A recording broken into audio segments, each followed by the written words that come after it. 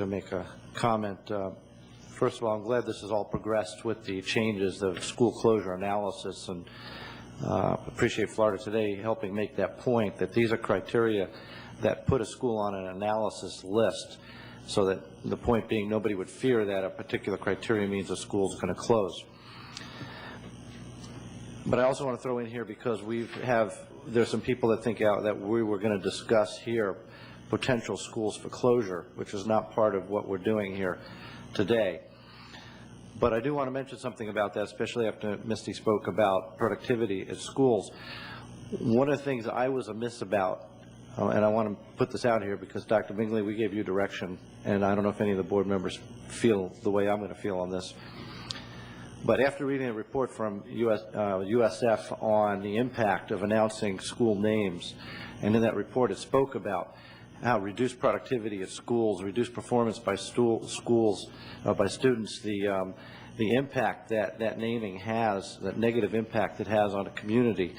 And I understand we got people out there screaming for names of schools, but I would like to know from somebody who it benefits by naming that school, because as best I've learned, it has more negative impact than it has positive anything by naming. I could see us, and as we've told the public, when a school might appear on a analysis list, it really puts an entire area on the list, because we've got to analyze a lot of dynamics about the schools and the boundaries and things of that nature.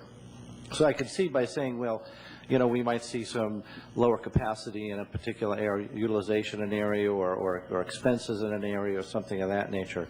But I'm not for naming specific schools unless somebody can tell me how that benefits anybody other than a couple voters who think they need to know that before they vote. But yes, I had said otherwise. I feel I've been educated more on the topic. Yes, I've changed my mind about naming schools, specifically because I think it has, I don't want to hurt staff or students or community by prematurely naming. And I just wanted to get that out there, because I've had a change on that. Dr. Krupp? I just wanted to address the fact that I think as a board we will look at the focus on productivity. I know Misty spoke about that, but under 5.8 under school closure procedure, now this is a draft which was page 3 of 3 and it was January 23rd printout, but I think it's on the current document as well under 5.8. And quote, I hate to read to people, but this is, I'm going to read it. Recommendations regarding potential school closures with modifications as requested are reviewed and discussed by the school board as an action item at a school board meeting.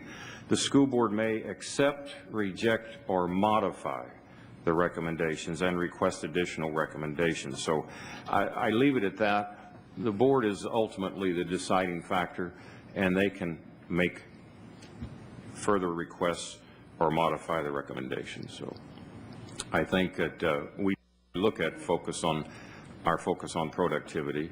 And I know that there was a lot of wailing and gnashing of teeth over last year's school closures, but we need to move on and carry forward. Okay. That's all I have. All right. Anybody else? Let's vote. Pam thought I was going to forget.